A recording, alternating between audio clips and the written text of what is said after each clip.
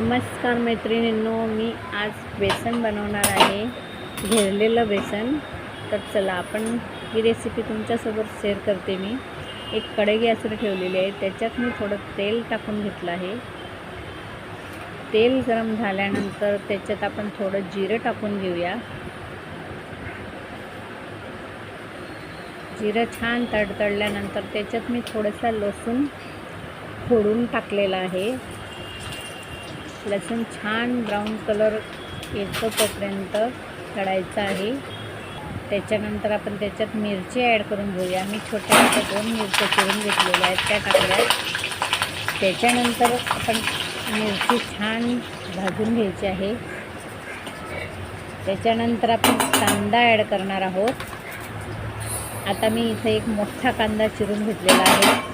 आता आपल्याला कांदा छान तळून घ्यायचा आहे. आता आपला कांदा लाल होतो तोपर्यंत आपण भाजून घ्यायचा आहे. बघू शकता आपला कांदा खूप छान भाजलेला आहे. आता आपण याच्यात पाणी टाकून घेणार आहोत.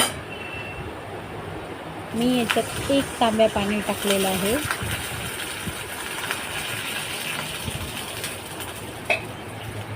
आपल्याला घेरून बनवायचं आहे बेसन. त्याच्यात मी हळद मिक्स केली आहे. त्याच्यानंतर आपण चवीनुसार मीठ टाकून घेणार आहोत.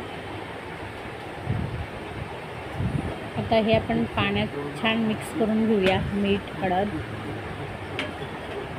आता आपल्याला हे पाणी छान उकळू द्यायचं आहे. त्याच्यावर थोडा ताट झाकून घेऊ. बघू शकता आपलं पाणी खूप छान उकळलेलं आहे बेसनसाठी. आता आपण त्याच्यात पीठ ॲड करणार आहोत बेसनाचं. आता आपण चण्याच्या डाळीचं पीठ ॲड करून घेतलेलं आहे.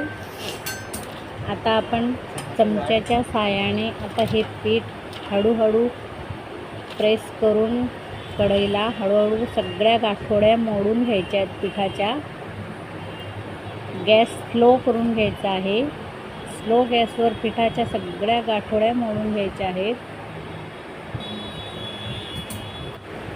कमी गॅसवरच आपल्याला पीठ चांगलं आपल्याला पिठाच्या गाठोड्या मोडून घ्यायच्या आहेत. बघू शकता आपलं पीठ छान मिक्स झालेलं आहे पाण्यात. अशा प्रकारे आपण नंतर हळूहळू फेटून घ्यायचं आहे. एकही गाठोडी ठेवायची नाही आहे पिठात. पीठ छानपैकी मोडून घ्यायचं आहे गरम पाण्यात. बघू शकता आपलं पीठ आता छानपैकी शिजलेलं आहे. याला घेरलेलं बेसन बनवू बोलतो आम्ही.